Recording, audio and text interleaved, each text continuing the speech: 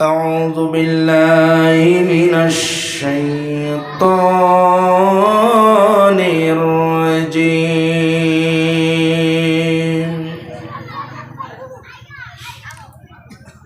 بسم الله الرحمن الرحيم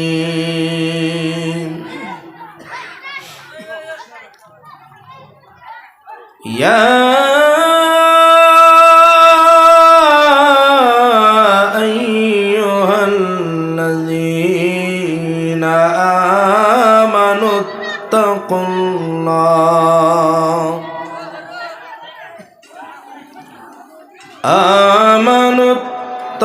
الله ولتنظر نفس ما قدمت لغد واتقوا الله إن الله خبير بما تعملون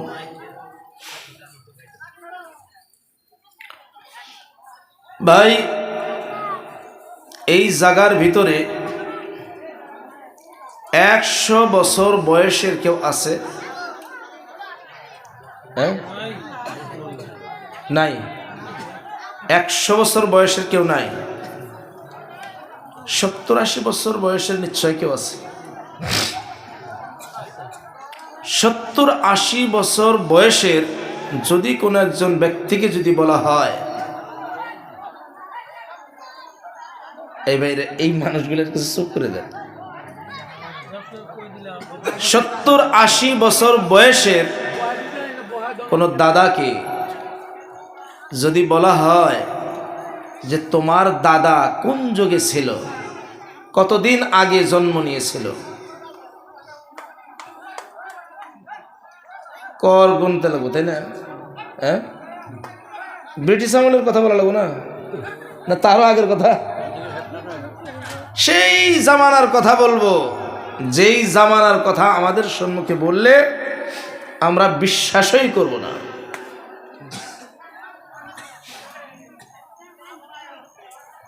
আমার নানার সাথে আমার খুব ক্লোজ ছিল, ক্লোজ মানে বহু ধরনের কথাই বলতাম নানা নাতি। আমার নানাই বলেছিল যে আমি চ্যাংরা বয়সে আমার দাদার কাছে শুনেছিলাম যে এমন একটা জামানা আসবে যেই জামানায় অবিবাহিত মেয়ে গর্ভবতী হবে। আমি বিশ্বাস করেছিলাম না, আমি বলছিলাম এটা কখনোই সম্ভব নয়। সেই সময় বলছিল যে এটা কখনো সম্ভব নয়। বৃদ্ধ বয়সে তিনি বলে গেলেন যে আমার সেই দাদার কথা আজ আমি নিজ নয়নে দেখে গেলাম। তার মানে অবিবাহিত অনেক মেয়ে গর্ভবতী হয়েছে, এটা তার নিজ নয়নে দেখে গেল। সেই জামানা আর এই জামানা কিছু পার্থক্য নাই? হ্যাঁ, জামানার পার্থক্য নাই, জামানার লোকদের পার্থক্য আছে। এখন যদি বলা হয় যে তোমার দাদা কোন দেশে গেছে, 80 বছরের যদি বয়সের সেই দাদুকে বলা হয় তোমার দাদা কোন দেশে গেছে, সে বলবে এই দেশে নাই, সে পরদেশে চলে গেছে, এটা বলবে না? আর যদি বলা হয় তোমার আব্বা কোন দেশে গেছে, সেও পরদেশে চলে গেছে। এখন যদি তাকে বলা হয় তুমি কোথায় যাইবা, ওই 14-15 বছরের বয়সের যুবক বিশ্বাস করলেও সে বলবে, না করলেও সে বলবে যে আমারও সময় ঘনায় আসছে, আমিও পরদেশে যাত্রা করেছি। সত্যি কি না কন? না মিথ্যা বললাম? এর দ্বারা বোঝা যায় এই ধরার বুকে কোনো একজন ব্যক্তি স্থায়ী নয়, সকলেই এক একজন পথিক, এক একজন পথিক। সত্যি কি না কখন? আজকে চলছি, কালও চলবো, পরশু চলবো। আজকে যা খাইছি কালকে কি খাবো না খাবো এটার কোনো গ্যারান্টি নাই। তবু দেখবেন যে আমার ডোলে বা বেড়ে কমেও 1 বছরের ধান জুগুত করা আছে, ঠিক না? অথচ আমার কি এটা গ্যারান্টি আছে যে আমি কাল খাইতে পারবো না? নাই, গ্যারান্টি কিন্তু নাই। আল্লাহ তাবারক ওয়া তাআলা সূরাতুল হাশরের শেষের রুকুর মাঝে বলিয়া দিল, ইয়া আইয়ুহাল্লাযীনা আমানু, হে ঈমানদার সকলেরা, ইত্তাকুল্লাহ, আল্লাহ তাবারক ওয়া তাআলা কি ভয় কর, ডরাও। ওয়াল তানজুর নাফসুন, প্রত্যেকজন ব্যক্তি নজর করে দেখো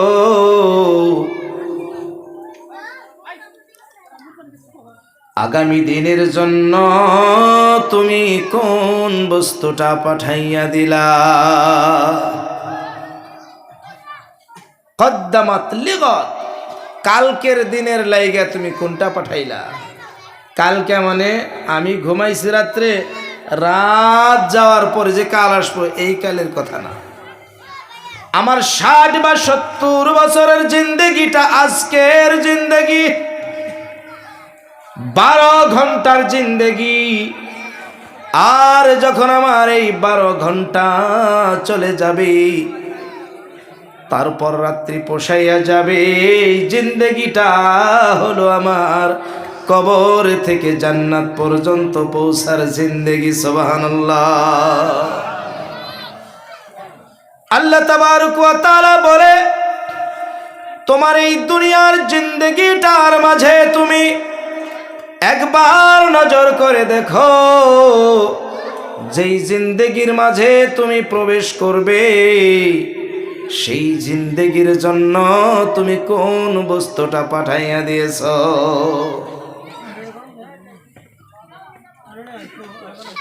ও ভাইরা আমার, আল্লাহ তাবারক ওয়া তাআলা অন্যত্র বলে, আলিমাত নাফসুম মা কদ্দামাত ওয়া আখারাত,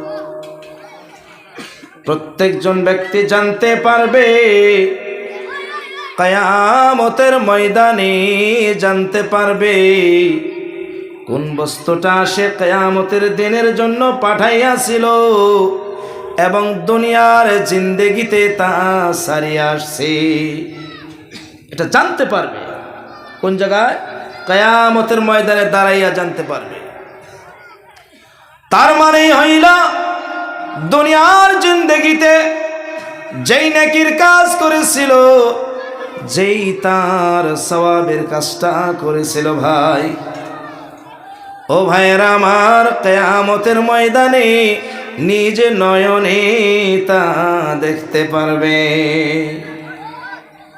ফামান ইয়ামাল মিসকালা যাররাতিন খায়রান ইয়ারা ওয়া মান ইয়ামাল মিসকালা যাররাতিন শাররান ইয়ারা, এক জাররা পরিমাণের ভালো আমল যিনি করেছে, কিয়ামতের ময়দানে দাঁড়াইয়া সে নিজ নয়ন ওই জাররা পরিমাণের নেকির আমলটা সে দেখতে পারবে। আর যে ব্যক্তি এক জাররা পরিমাণের গুনাহের কামটা করেছে, জাররা পরিমাণের দোষের কামটা করেছিল, কিয়ামতের ময়দানে তা সে দাঁড়াইয়া দেখতে পারবে। মনে হয় কথাগুলো বিশ্বাস হইতেছে না, না? হ্যাঁ, বিশ্বাস হয়? আমার পকেটের কথা কইতেছি না অন্য কোনো জায়গার? হ্যাঁ, আল্লাহর কাছে দোয়া করে এই মজলিসে জানো কোরআন এবং হাদিসের বাইরে থেকে আল্লাহ কোনো কথা আনবার না দেয়। যা কই কোরআন এবং হাদিসের থেকে দিলে আল্লাহ তৌফিক। সবাই বলেন আমিন। ও ভাইরা আমার, এমন একটা জিন্দেগির মাঝে রওনা দিয়েছি, তার তুলনায় এই জিন্দেগিটা একটা সামান্য সময়ের জিন্দেগি। কবরের জিন্দেগিটা কিয়ামত পর্যন্ত থাকার একটা জিন্দেগি, তাই না? নাই কোন কত বছর? কবরের জিন্দেগিটা কত বছরের জিন্দেগি? হ্যাঁ, এটার কোনো সীমা সংখ্যা নাই, সীমা আছে একটা, ওটা হলো কিয়ামত পর্যন্ত। আজকে যদি আমি কবরে যাই, আজকের থেকে কিয়ামত পর্যন্ত। কিন্তু যেই ব্যক্তির কবরের মাঝে আযাব হবে, তার জন্য কবরের জিন্দেগিটা লাখ নয় কোটি কোটি বছরের জিন্দেগি হয়ে দাঁড়াবে। সত্যের নাই কোন?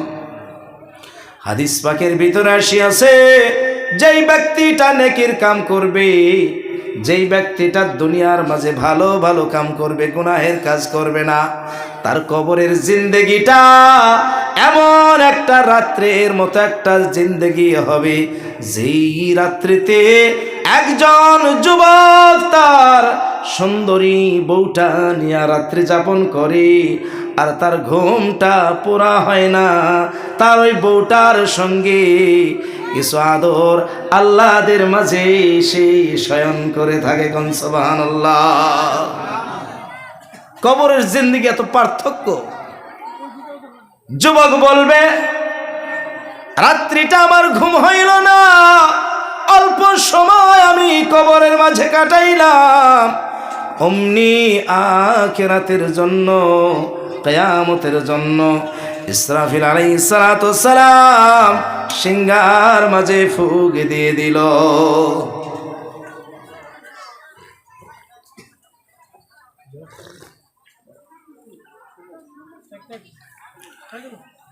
নতুন বউ নিয়া শুধুমাত্র শুইছে,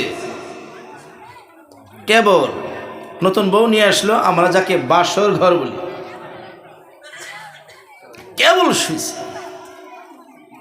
এই সময়ে যদি বাহিরে থেকে হঠাৎ করে যদি কেউ আওয়াজ দেয় বা দরজা খুলতে বলে, ভালো লাগবে না খারাপ লাগবে? কোন?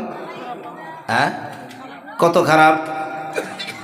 নিজের বাপও যদি হয়, তাও বুঝি ব্যাককেলের মাথায় কিচ্ছু নেই, ব্যাককেলের মাথায় কিচ্ছু নেই। সত্যি না? কোন ওই রাত্রিটুকুর মাঝে একজন যদি 10 মিনিট টাইমও তার সঙ্গে যদি কথা বলতে চায়, সে কিন্তু ইচ্ছাকৃতভাবে সেই টাইমটুকু সে বার করবে না। কিন্তু একজন ব্যক্তি যিনি মুমিন, যার মাঝে কোনো গুনাহ নাই, তার কবরের জিন্দেগিটা একটা রাত্রের চাইতেও কম। আর যিনি পাপিষ্ঠ, তার জন্য লাখ নয় কোটি কোটি বছরের জিন্দেগি হবে। রাত্রিটা যাবে না, দিনটাও যাবে না, ওই ব্যক্তিটা চিৎকার করিয়া কবরের মাঝে কাটাবে, তার জন্য কোনো সহায়কারী পাওয়া যাবে না। এই জিন্দেগিটা আমাদের সামনে আছে না? কতদিন আছে ভাই? ওই জিন্দেগি আসার জন্য কয়দিন আছে? কোনো গ্যারান্টি নাই। আজ রাত্রিতে দিনের কথা শুনতেছি, কাল রাত্রি আমার জন্য নাও আসতে পারে। এক জওয়ান যদি মনে মনে ভাবে, আমি তো এখন পর্যন্ত 60 বা 70 বছর বাঁচবো, এখন তো মরার কোনো কল্পনাই করতে পারি না। ও ভাই, কত যুবক চলে গেল, সে জানতেই পারে না তার মৌত হবে। হঠাৎ করে তার গাড়িটা চাকার নিচে চলে গেছে, এরকম হয় না? হে, বুঝতেই পারে না, গাড়ি দাবড়াইতেছে খুব সুন্দর করে, হঠাৎ করে গাড়িটা পিছল খাইয়া রাস্তার পারের কারেন্টের খুঁটির সাথে লাগিয়া এমন ভাবে মরে গেছে সে জানতেও পারে নাই সে মরে গেল। এমন ভাবে মরে যায়, চাকার নিচে মাথাটা এমন ভাবে পড়ে যায়, ফট করে একটা আওয়াজ হয়ে যায়, চিৎকার করার মতো তার সময় থাকে না। মরণ কখন কিভাবে আসবে কেউ জানে না। ও ভাইয়েরা আমার, মরার পরেই কবরের জিন্দেগি, কিয়ামত পর্যন্ত জিন্দেগি। কিয়ামত যখন আসিয়া যাবে, কিয়ামতের দিনটা একদিন নয়, 2 দিন নয়, 50,000 বছরের রাস্তা হবে। 50 বছরের জিন্দেগি ওটা। ওর মাঝে একটা মিনিট থাকার জন্য লোক চাইবে না। সূর্যটা মাথার উপরে আসবে, নিচের মাটিটা গরম হইতে হইতে তামা বর্ণ হয়ে যাবে। আমার মাথায় ছাতি ধরার মতো কেউ থাকবে না। তামা বর্ণ সেই মাটির উত্তাপ হইতে আমার পাউটা রাখার মতো কোনো জোতা থাকবে না। ও সময় কি করবেন কোন তো দেখি?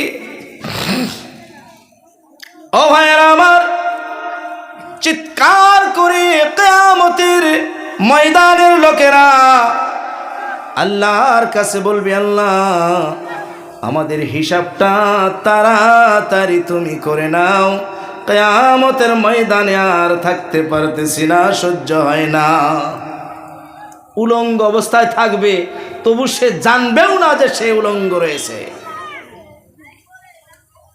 হযরত আয়েশা রাদিয়াল্লাহু তাআলা আনহা আল্লাহর রাসূলকে বলল, কিয়ামতের ময়দানে লোকগুলো পরনে কাপড় থাকবে না, কেমন ভাবে কবর হইতে উত্থাপন হবে?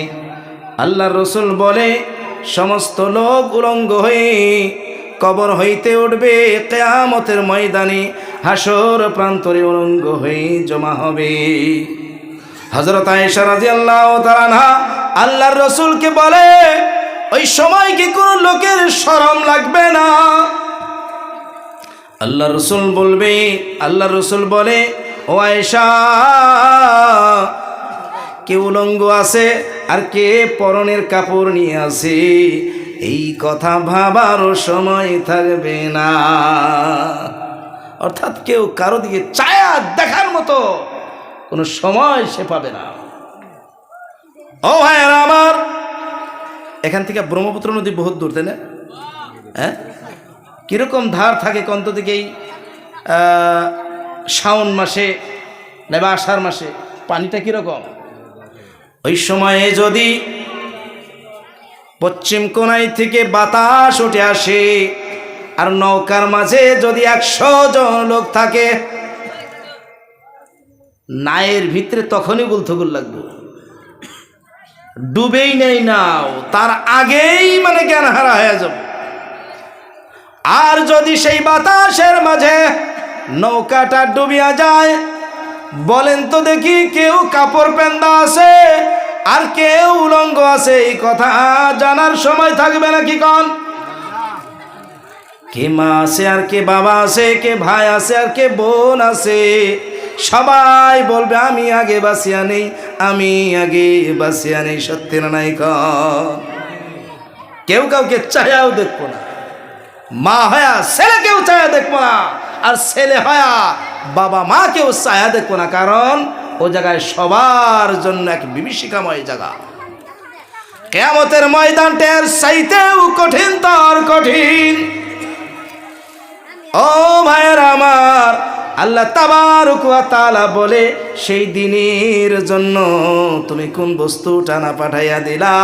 ওরে দুনিয়ার সকল ব্যক্তি, একবার তুমি চাইয়া দেখো। আল্লাহ তাবারক ওয়া তাআলা বলে, ও বান্দা, এবার আল্লাহ তাআলাকে ভয় করো। সুবহানাল্লাহ। আল্লাহ তাআলাকে ভয় করো মানে সেই দিন কোনো ব্যক্তি থাকবে না আল্লাহর বাহিরে সহায় করার মতো। সেই দিন কারো কথা বলার শক্তিও থাকবে না। কাউকে আল্লাহ তাআলা কারোর জন্য কথা কওয়ার ইজাজত পর্যন্ত দিবে না, অনুমতিও দেব না যে অমুকের জন্য তুমি কথা বলো। সাহস পাবে কেউ? সমস্ত লোক যাইয়া আদম আলাইহিস সালাতু ওয়াস সালামকে বলবে, আপনি হলেন আমাদের আদি পিতা, আল্লাহর কাছে একবার আপনি যাইয়া বলুন আমাদের হিসাবটা যেন জলদি জলদি হয়ে যায়। হযরত আদম আলাইহিস সালাতু ওয়াস সালাম বলবে, আমি আল্লাহর দরবারে দোষ করিয়া আমি বেহেশত হইতে বিতাড়িত হয়েছি, এবার আমার কথা বলার ক্ষমতা আল্লাহর দরবারে নাই, আমি কোন মুখটা নিয়ে আল্লাহর সঙ্গে কথা বলবো, আমি যাইতে পারবো না। তিনি হল নবী, আর নবীরা হলো সমস্ত মাসুম, তাদের কোনো পাপ নাই, তবু তাদের শরম। হযরত নূহ আলাইহিস সালাতু ওয়াস সালামকে বলবে, তুমি হইলা দ্বিতীয় আদম। সে বলবে, আমি আমার ছেলেকে নিজের পরিয়ালের ভাবিয়া বলেছিলাম, আমার ছেলে নৌকায় উঠে যাও, আল্লাহ তাআলা ধমক দিয়া বলেছিল তোমার ছেলে কেনান তোমার পরিয়ালের নয়, তোমার ছেলে কেনান তোমার পরিয়ালের না। ধমকটা এখন পর্যন্ত মনে আছে। এবার আমি আর যাইতে পারবো না, আমার ভয় লাগে। আর ওই জায়গায় আল্লাহর সাথে কথা কবেন কোনছে দেখি? কোন নবীর ক্ষমতা নাই আল্লাহর দরবারে হিসাব নিয়ে কথা বলবে। হযরত ঈসা আলাইহিস সালাম সমস্ত লোকদেরকে পরামর্শ দিয়ে দিবে, আল্লাহর সঙ্গে কথা বলার মতো একজন নবী আছে, তিনি হইলেন আখিরি নবী হযরত মুহাম্মদুর রাসূলুল্লাহ সাল্লাল্লাহু আলাইহি ওয়াসাল্লাম। তোমরা তিনার কাছে যাও এবং যাইয়া তাকে অনুরোধ করো, তিনি যদি আল্লাহর কাছে দরখাস্ত করে তাইলে তাড়াতাড়ি হিসাবটা হয়ে যাবে। সুবহানাল্লাহ বলেন না? এমন একজন নবীর উম্মত হয়ে দুনিয়ায় আমরা আসতে পারছি, আমরা সৌভাগ্যবান। ও ভাইরা আমার, সেই বিভীষিকাময় কিয়ামতের মঞ্জরটা একবার ধ্যানের জরিয়তে সামনে নিয়ে আসুন। একবার দুনিয়ার জিন্দেগির কথাটা পিছনের দিকে মনে করে দেখুন, আমি সেই দিনের জন্য কোন তৈয়ারিটা আমি করে নিয়েছি। সত্যি না নয়? ও ভাইরা আমার, আল্লাহ তাবারক ওয়া তাআলার দরবারে সকল ব্যক্তির যাইতে হবে, সত্যি না? যা লাগবে না? যখন নাকি রাসূলুল্লাহ সাল্লাল্লাহু আলাইহি সাল্লাম মক্কার বেদিন কাফিরদেরকে বলেছিল যে এই দুনিয়ায় যত তোমরা পাপ করো আর পুণ্য করো, সকল হিসাব দেওয়ার জন্য আবার কবর থেকে উঠে কিয়ামতের ময়দানে দাঁড়াইতে হবে আল্লাহর সামনে। এবার মক্কার কাফেররা কয়, দেখো মুহাম্মদ কি নতুন কথা নিয়ে আসছে, এত সুন্দর মিছা কথা বানায় নিয়ে আসছে যে আল্লাহ তাআলা বলে আবার আমাদের মরার পরে নতুন করে বানায়া কিয়ামতের ময়দানে উঠাবো, আর সেই দিন বলে পাপ পুণ্যের হিসাব নিব। এরকম জলি মিছা কথা কি বিশ্বাস করা যায়? তাদের কথাগুলো বুঝেন তো কিরকম? আর তারা গৌরব অহংকারে ডুবে গিয়েছিল, মুহাম্মদ সাল্লাল্লাহু আলাইহি সাল্লামের কথা তারা বিশ্বাসই করত না।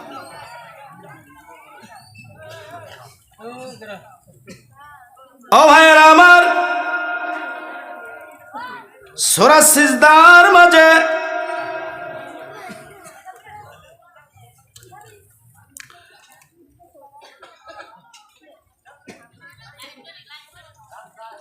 আল্লাহ তাবারক ওয়া তাআলা বলে দিয়েছেন সূরা সিজদার মধ্যে, যখন নাকি ওই বেদিন কাফিরদেরকে এই কথাগুলো বলা হবে, তখন তারা বলবে, ওয়াকালু, তারা তখন বলবে,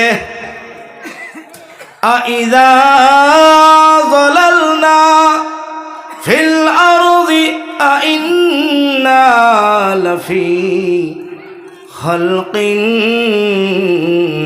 জাদীদ।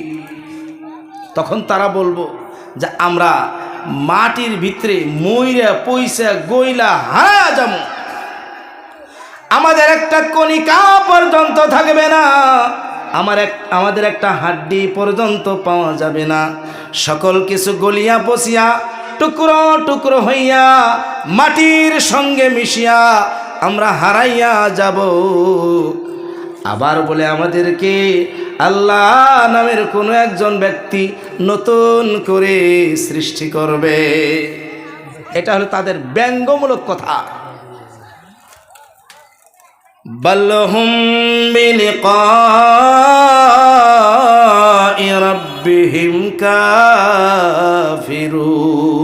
এই কথার দ্বারা তারা বোঝায় যে কিয়ামতের ময়দানে আমরা হিসাব দেওয়ার জন্য ও জায়গায় দাঁড়াবো না। অবিশ্বাস করতো তারা। আমাদের মাঝে এমন কিছুগুলা লোক পাওয়া যায় যেই সমস্ত লোকেরা বলে যাহা কিছু আছে দুনিয়াতেই আছে, মরার পরে কোনো কিছু নাই। মরার পরে কোনো কিছু নাই, পাপ পুণ্য যা কিছু দুনিয়াতেই সব শেষ হয়ে যাবে, মরার পরে আর কিচ্ছু নাই। যত কথা বলে সব মিশা কথা। কেউ কি দেখাইছে কবরে কার কিরকম আযাব হয়? কেউ কি দেখাইছে? ও ভাইয়েরা আমার, আল্লাহ তাবারক ওয়া তাআলা বলে, ও আমার প্রিয় নবী আপনি বলে দিন, কুল ইয়াতাওয়াফাকুম মালাকুল মাউতিল্লাযী ওয়াক্কিলা বিকুম সুম্মা ইলা রাব্বিকুম তুরজাউন। আল্লাহর কাছে যে যাওয়া লাগবে, আয়াতটা সাক্ষী। আল্লাহ তাবারক ওয়া তাআলা বলে, ও আমার প্রিয় নবী এই গাধাগুলাকে, এই বুর্বকগুলাকে, এই অজ্ঞান ব্যক্তিগুলোকে আপনি বলিয়া দিন সকলের জন্য আমি একজন মালাকুল মউত তৈয়ার করিয়া রাখিয়াছি, যেই ব্যক্তির হাতে আমি মৌতের কামটা দিয়েছি, মৌতের আমি মালিক বানাইয়া দিয়েছি। মৌতের রাস্তা দেয়া ওই ব্যক্তিটা আমার নিকটে পৌঁছে যাবে, এর মাঝে কোনো সন্দেহ নাই। একজন ব্যক্তি যদি কোনো একটা বস্তু প্রথমে নতুন করে বানায়, যেই বস্তুটা হয়তো ছিলই না নতুন করে বানাইলো, ওই ব্যক্তিটারে দুনিয়ার মানুষে কি কয়? যেমনি কি একজন এই মাইকটা বানাইছে, পয়লা যিনি বানাইছে তারা কি কয়? বিজ্ঞানী কয় না? বিজ্ঞানী কয়। মোবাইল যিনি পয়লা বানাইছে বিজ্ঞানী কয়। কিন্তু যিনি পয়লা বানাইছে অন্তত তার কিরকম কষ্ট গেছে, সাধারণ মেহনত হয়েছে কি? হ্যাঁ, আমাদের ভারতবর্ষের বিজ্ঞানী একজন, যার নাম হলো মিসাইল ম্যান। ও ভাই না, মিসাইল ম্যান জানেন না? মিসাইল ম্যান কে? হ্যাঁ, ডক্টর আব্দুল কালাম। ডক্টর আব্দুল কালাম ইনিরে কয় মিসাইল ম্যান। আর ইনি পৃথিবীর ভিতরে একজন বিজ্ঞানী হিসেবে সুখ্যাতি নাম করছে। ইনি বিজ্ঞানী কেন? এই যে যারা মিসাইল বোমা বানায় দিয়া ভারতের একটা বহুত বড় সম্পত্তি দিয়ে হয়ে গেছে। যে জাহাজ বানাইছে তারেও কয় বিজ্ঞানী, যে রেডিও বানাইছে তারেও কয় বিজ্ঞানী, যে পয়লা ঘড়ি বানাইছে তারেও কয় বিজ্ঞানী। আর এখন সে ঘড়ি, সে মোবাইল, এই নানান কিছু যেগুলো আছে, কোম্পানির ডাইসে হাজার না লাখ না কোটি কোটি বানাইতেছে না। এখন এই কোম্পানির কোন একটা কর্মচারী বিজ্ঞানী কয় কে? হ্যাঁ, কে কোনা কে? যে পয়লা বানাইছে তারে কয় বিজ্ঞানী। তার কারণ তার বহুত কষ্ট গেছে। এবার যদি সারা মোবাইল যদি সম্পূর্ণ নিঃশেষ করে দেওয়া হয়, একটা কোম্পানিতে বানাইতে সামান্য সময় লাগবে না, চুটকি বাজায় লাখ লাখ কোটি কোটি মোবাইল আবার বানাই দেওয়া হবে। ও ভাইরা আমার, যে আল্লাহ তাবারক ওয়া তাআলা আমাকে প্রথম বানাইছে, ওই আল্লাহ তাবারক ওয়া তাআলা আমাকে দ্বিতীয়বার বানাতে পারবে না। এই জ্ঞানটা যিনি করে তিনি মূর্খ ছাড়া আর কিছু নয়। তিনি মূর্খ ছাড়া আর কিছু কর। যে আল্লাহ আমাকে আগে বানাইছে, নাই বস্তুর থেকে বানাইছে, আর বানায়া দুনিয়াতে এত দিনের জন্য রাখার পরে কবরে দেওয়ার পরে শেষ করছে, আর তাকে আর জোড়া লাগাইতে পারবো না? আবার বানায়া নতুন করে কিয়ামতের দিন খাড়া করতে পারবো না? যে এই কথা বিশ্বাস করে যে বানাইতে পারবো না, তার মতো মূর্খ দুনিয়াতে নাই। তার কারণ এখনই একটা মোবাইল একটা মেকানিকে তন্ন বিতন্ন করে খুলে দেবো না? নাই, পার্স খুলে দেবো, খুলে দেওয়ার পর আবার নতুন করে জোড়া লাগা একদম সুন্দর মোবাইলটাই রেখে দিয়ে পারবো না? আর এই মানুষের হাত পাও চক্ষু নাক নাসিকা করোনা যত আছে সব আলাদা করে দিয়ে মাটির সাথে মিশানোর পরে এরা আবার জোড়া লাগাবার পারবো না? এটা কোন ধরনের কথা? আল্লাহ তাবারক ওয়া তাআলা বলে এই সমস্ত লোকগুলো আমার দরবারে চলে আসবে মৌতের রাস্তা দিয়া। কিসের রাস্তা দিয়া? মৌতের রাস্তা দিয়ে আসবে, জানতেই পারবে না, টের পাইবে না। কিয়ামতের ময়দানে দাঁড়াইয়া গেছে, সে বুঝতেও পারবে না কেমন করে কিয়ামতের ময়দানে দাঁড়াইয়া গেল। ও ভাইয়ের আমার, আল্লাহ তাবারক ওয়া তাআলা বলে ওয়ালাউ তারা ইযিল মুজরিমুনা নাকিসু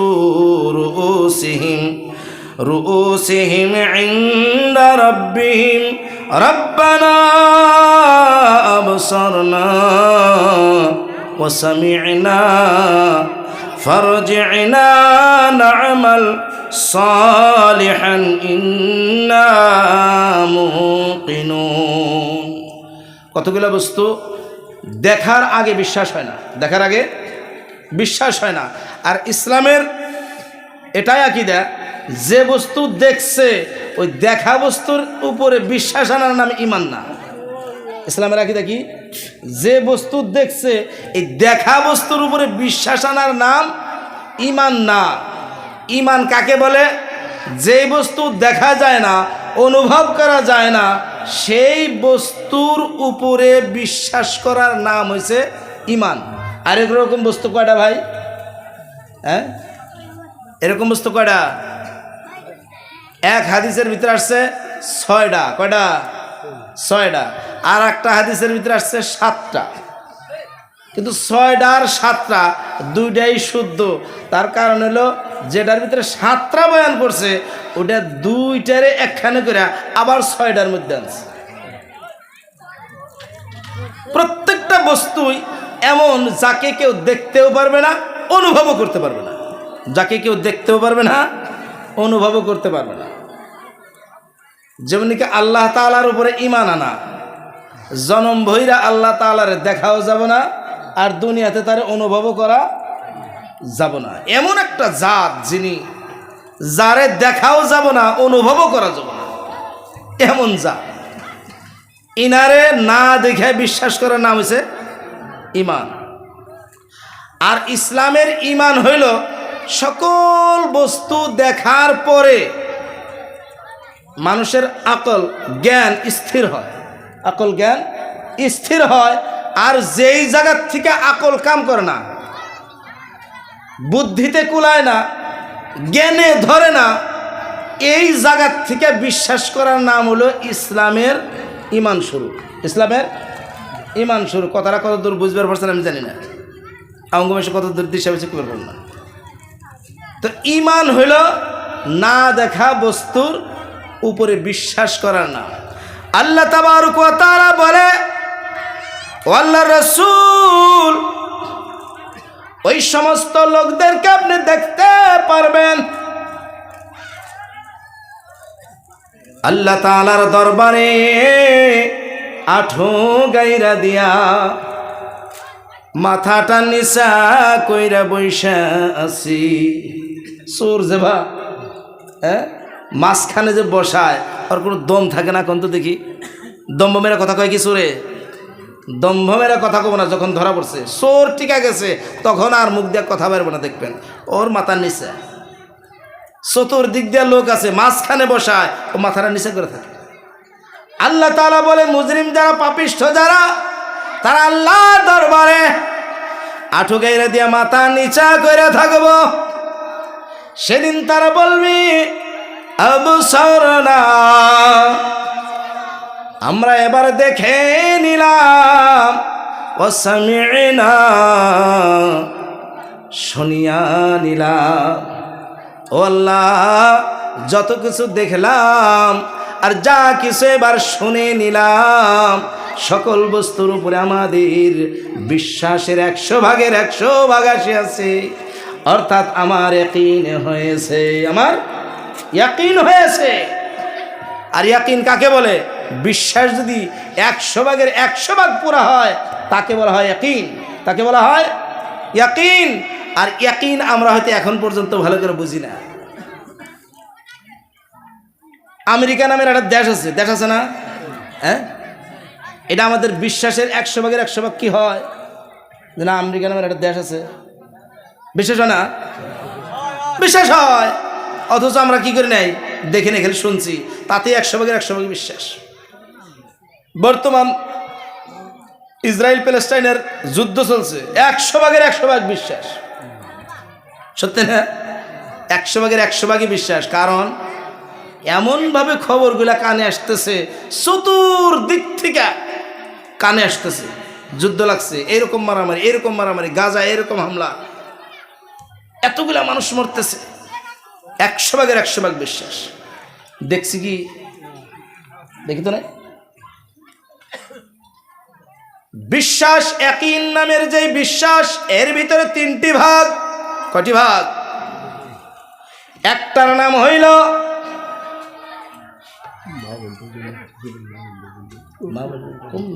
ইনশাল্লাহ, একটার নাম হইল ইলমুল ইয়াকিন। একটার নাম কি? ইলমুল ইয়াকিন। আর একটার নাম হইল রুয়াতে ইয়াকিন। আর একটার নাম হইল হক্কুল ইয়াকিন। একটা হইল জ্ঞানের জরিয়তে আমার 100% বিশ্বাস হওয়ার নাম ইলমুল ইয়াকিন। আর যেই বস্তুটা আমি দেখে নিলাম তার নাম হইল রুয়াতে ইয়াকিন। কিয়ামতের মঞ্জরটা যখন আমি নিজ চোখে দেখে নিব, আল্লাহ তাবারক ওয়া তাআলাকে আমি নিজ চোখে যেদিন দেখিয়া নিব, জান্নাত জাহান্নামটা আমি নিজ চোখে যেদিন দেখিয়া নিব, এই দেখাটার নাম হইল রুয়াতে ইয়াকিন। রুয়াতে ইয়াকিন। কিন্তু জান্নাত নামের যেই মনোরম জায়গাটা থাকিয়া যখন তার স্বাদটা নিয়ে নিব, জান্নাতটা কেমন লাগে, অন্তরের মাঝে কত শান্তি লাগে। আল্লাহ তাআলাকে দেখার পর অন্তরের মাঝে যেই সুস্বাদু শান্তিটা লাগে, এই শান্তি নেওয়ার পর আল্লাহ তাআলাকে যেই ব্যক্তিটা সেই দিন চিনে নিবে, জান্নাতটাকে যেদিন সেই দিন জানিয়া নিবে, একে বলা হয় হক্কুল ইয়াকিন। একে বলা হয় হক্কুল ইয়াকিন।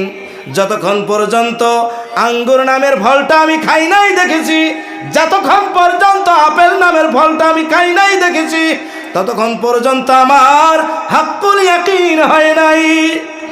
হক্কুল ইয়াকিন হয় নাই। তার কারণ আপেলের স্বাদ, আঙ্গুরের স্বাদ কি আছে ওটা তো আমি জানি না। দেখছে শুধু, দেখতে এত ভারী, একদম কালারগুলো দেখলেই ভালো লাগে।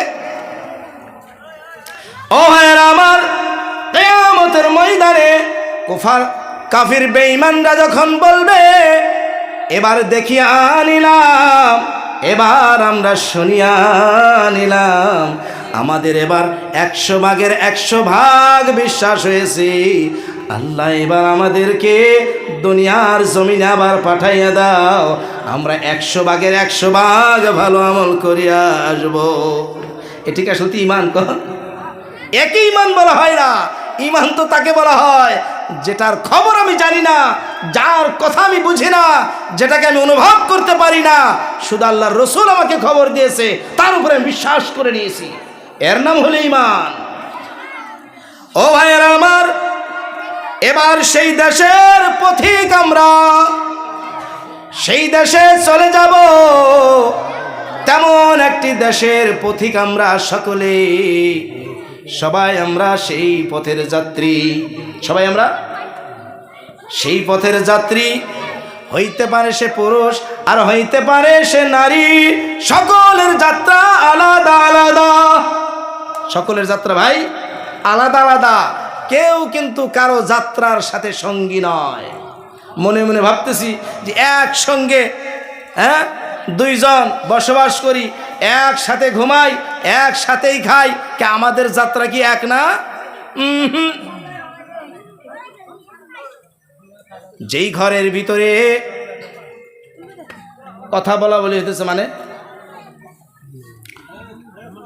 সুবহানাল্লাহ ওয়ালহামদুলিল্লাহ লা ইলাহা ইল্লাল্লাহ, সুবহানাল্লাহ ওয়ালহামদুলিল্লাহ লা ইলাহা ইল্লাল্লাহ, লা ইলাহা ইল্লাল্লাহ, লা ইলাহা ইল্লাল্লাহ, সুবহানাল্লাহ ওয়ালহামদুলিল্লাহ লা ইলাহা ইল্লাল্লাহ, লা ইলাহা ইল্লাল্লাহ মুহাম্মাদুর রাসূলুল্লাহ সাল্লাল্লাহু আলাইহি ওয়াসাল্লাম। যেই পথের পথিক আমরা সকলে, যার যার পথ তার তার ভাই।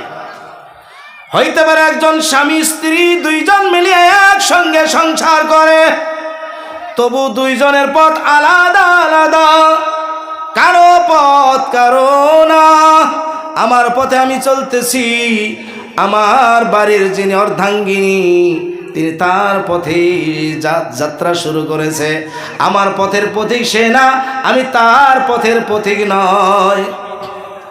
একটা নেকি যদি সে বেশি করে, তার নেকিটা আমি কখনো ভাগ নিতে পারবো না। আমি যদি একটা নেকি বেশি করি, আমার নেকিটার ভাগ নিতে পারবে না। পারবো ভাই? নেকি যার যার গুনাহ তার তার। বাবাই গুনাহ করেছে, ছেলে যদি বলে তার গুনার বোঝাটা আমি নেব, কিয়ামতের দিন সম্ভব না। বাবার গুনাহের বোঝা ছেলে নিতে পারবো না, স্বামীর গুনাহের বোঝা তার বউটা নিতে পারবে না। অথচ একসাথেই খায়, একসাথেই চলে, একসাথেই সংসার। হাসানা, দুনিয়াতে মনে হয় হায় রে মহব্বত, একজন মরলে আর একজনও মরবো, কিয়ামতের দিন বোঝা যাব কে কিরকম মহব্বত করে। কিয়ামতের ময়দানে একজন আর একজনকে থুইয়া চলে যাবে। স্বামীর একটা নেকি কম পড়ছে, এবার বউয়ের কাছে যা চাবো, বউতে বলবো যে তুমি কেনা, তোমাকে তো চিনি না। সে বলবো কেন, একসঙ্গেই তো তোমার সাথে 60 বছর একসাথে চললাম, তুমি আমাকে চেনো না? আমি তো চিনি না। সে বলবো যে আমি তোমার স্বামী, সে বলবো তো আমার তো কোনো বিয়েই হয় নাই। ইয়াউমা ইয়াফিরুল মারউ মিন আখিহি ওয়া উম্মিহি ওয়া আবিহি ওয়া সাহিবাতিহি ওয়া বানি। ভাই ভাইয়ের থেকে জুদা হবে, মা বেটার থেকে জুদা, সন্তান পিতা মাতা হইতে বিদায় নিবে, কেউ কাউকে ধরা দিবে না।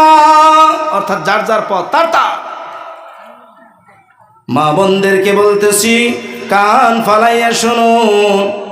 মনে মনে ভাবতেছে আমার স্বামীটা অত্যন্ত পরহেজগার, আমি একটু ইবাদত কম করলে কি হবে? স্বামীটা মনে মনে ভাবতেছে আমার বউটা অত্যন্ত নেককারিনী, আমি যদি একটা নেকি কম করি তাহলে আমার কোন জায়গায় ক্ষতি হবে? আমার বউটার নেকির দ্বারা আমি নিয়ে চলে যাব।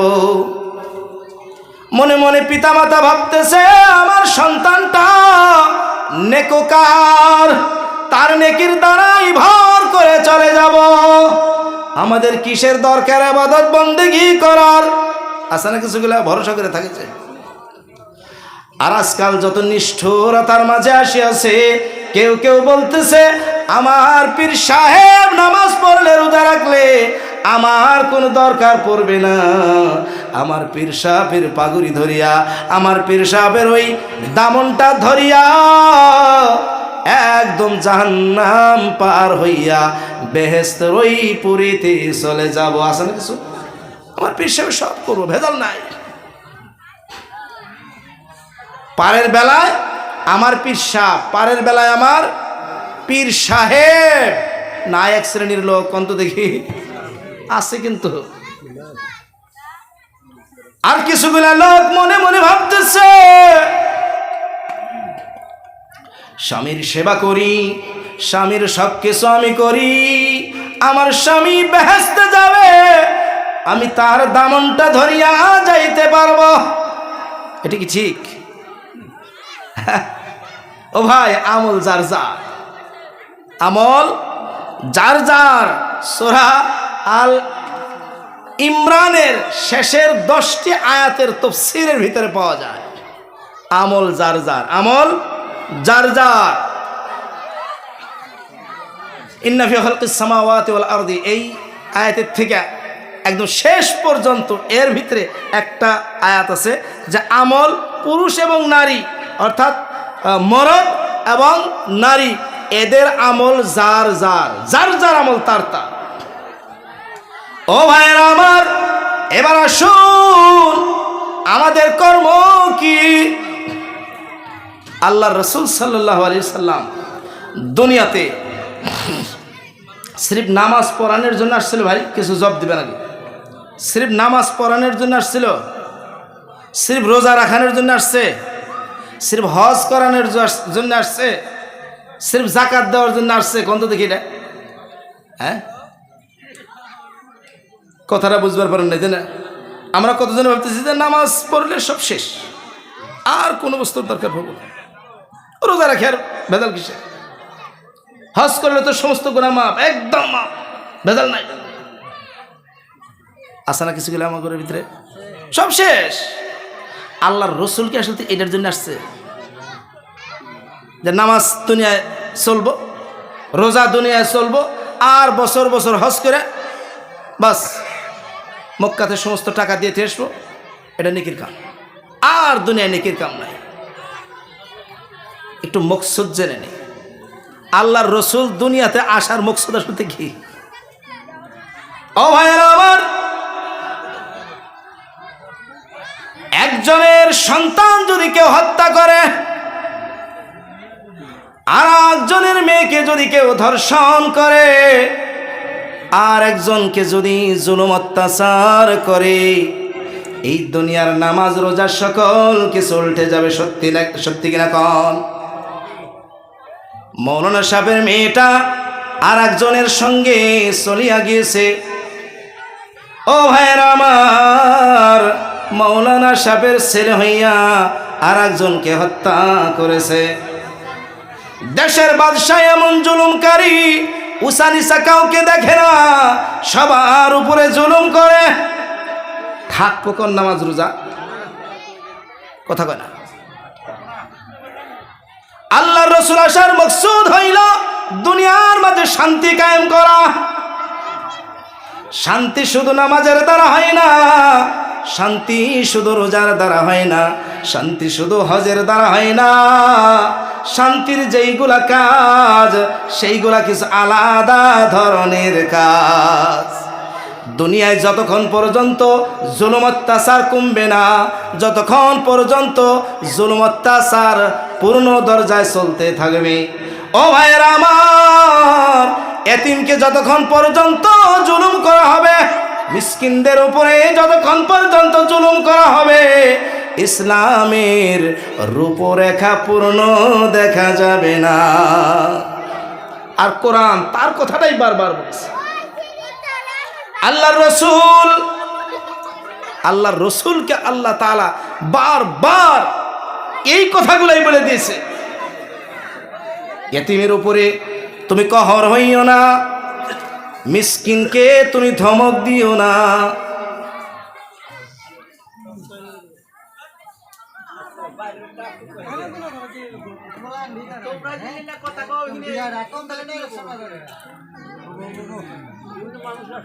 হ্যাঁ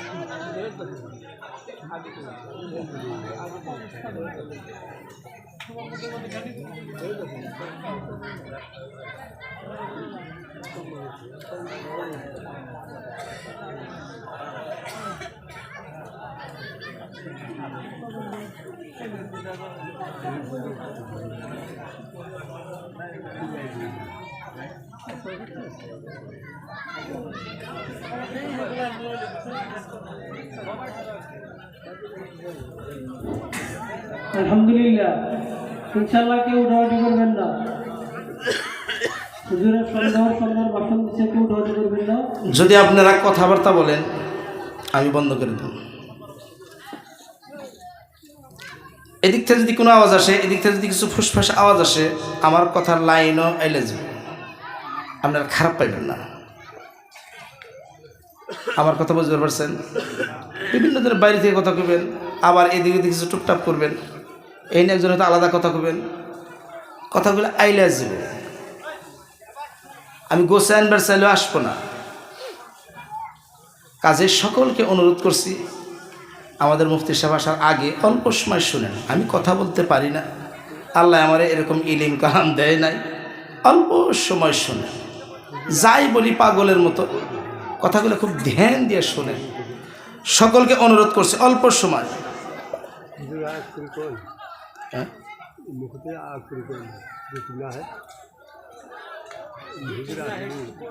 আসবো তো আমার হয়তো আওয়াজ উনি শুনতেছে আসবো টাইম আসলে আসবো আর উনি আসার লোক আমি একটু রাখবো না শুধু বন্ধ করে দেবো ইনশাল্লাহ মন্ত্রী সাহেব যে জায়গায় থাকেন আসেন আপনি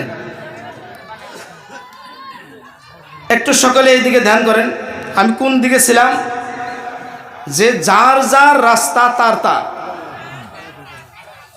অর্থাৎ একজন পুরুষ মানুষ যে আমল করব ওটা তার আমলে যাব এটার দ্বারা তার বাড়ির বউ তার বাড়ির ছেলে তার বাড়ির মেয়ে নাইবা তার কোনো সম্পর্কীয় কেউ এই সওয়াবটা পাবো না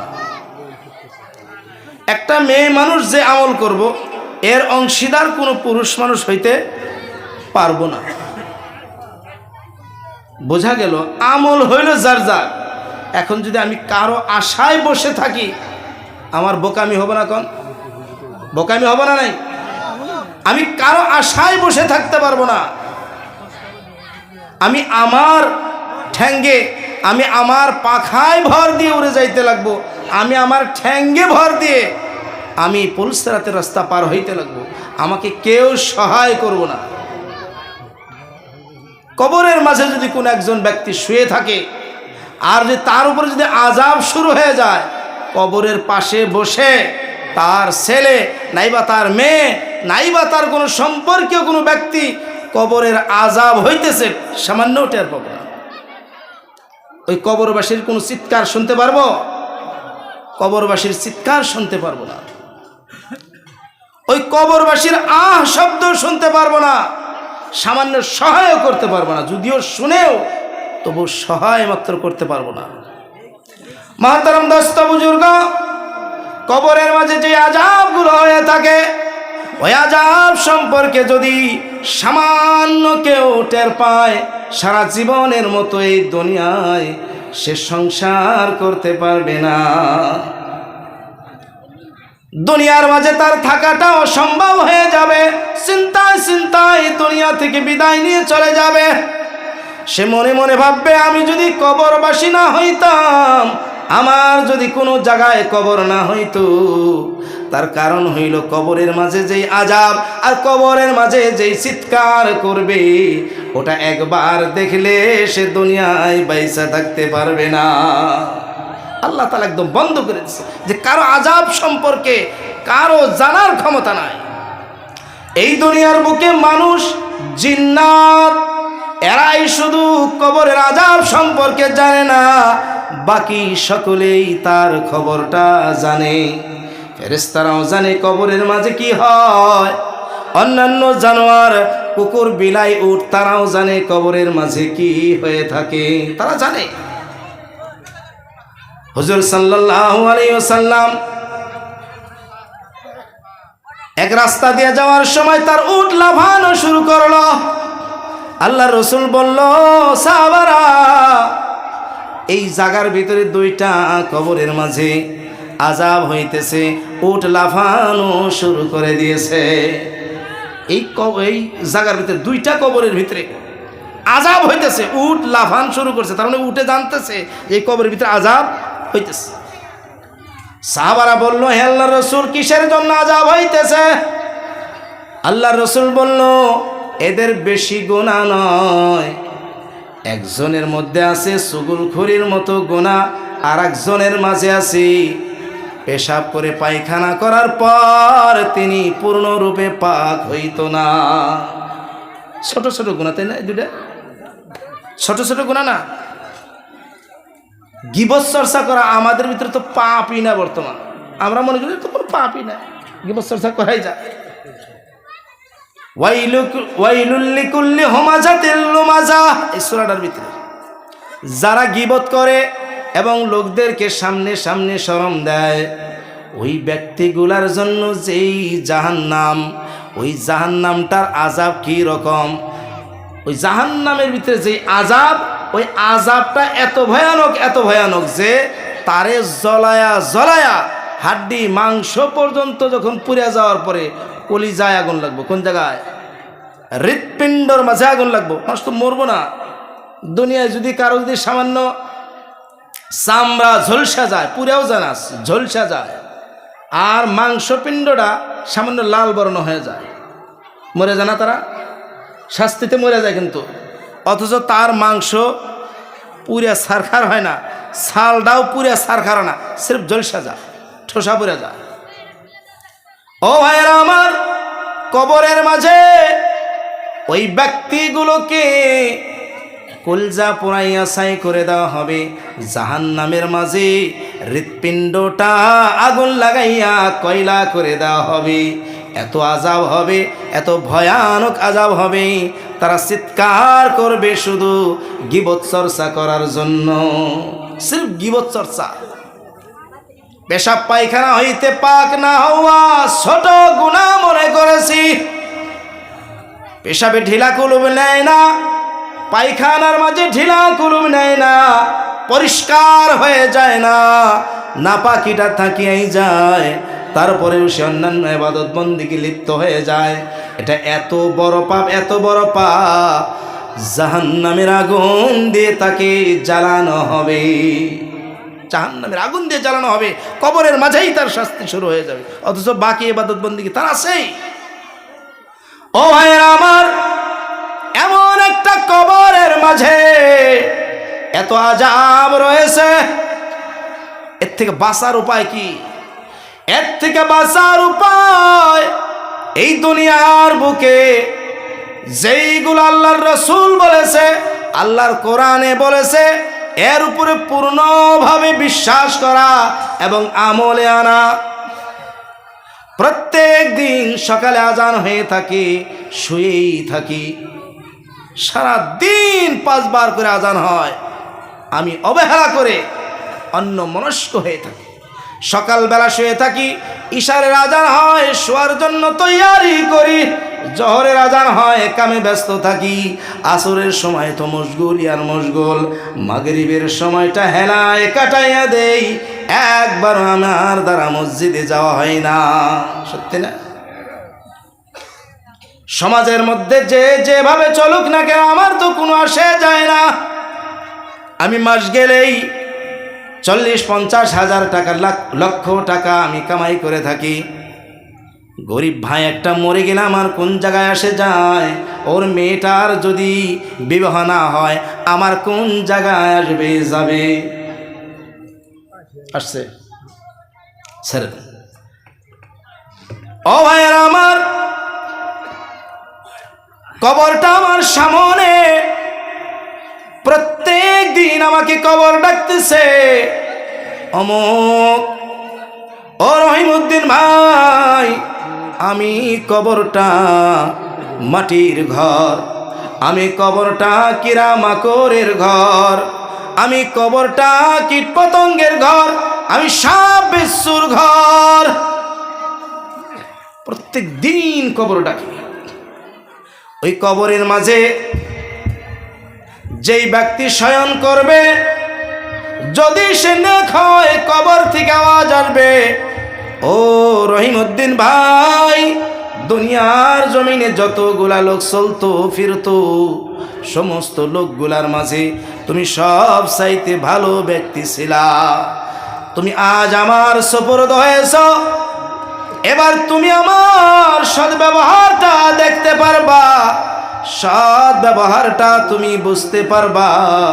এই বলিয়া কবরটা তার দৃষ্টি বরাবর প্রশস্ত হয়ে যায়, কবরটাকে জান্নাতের টুকরা বানাইয়ে দেওয়া হয়।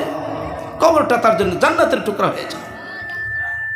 যেই ব্যক্তিটা বদকার, যেই ব্যক্তিটা গুনাহগার, যেই ব্যক্তিটা দুনিয়ার মাঝে বদমাশি করে চলেছে, কবরের মাঝে যাওয়ার পর কবরে বলে, এই দুনিয়ার জমিনে যতগুলা লোক চলাফেরা করত, সকল লোকদের মাঝে হইতে তুমি আমার নিকট সব চাইতে ঘৃণনীয় ছিলা।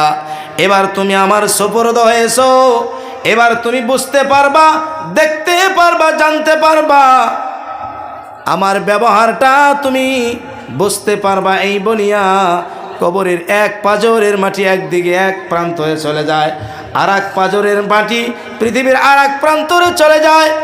দুই পাঁজর হইতে তারা এমন জোরে ঢাসা মারে, এক পাঁজরের হাড়গুলো অন্য পাঁজরের সঙ্গে মিলিয়া যায়। ওই কবরটা আগুনের দ্বারা ভর্তি করে দেওয়া হয়।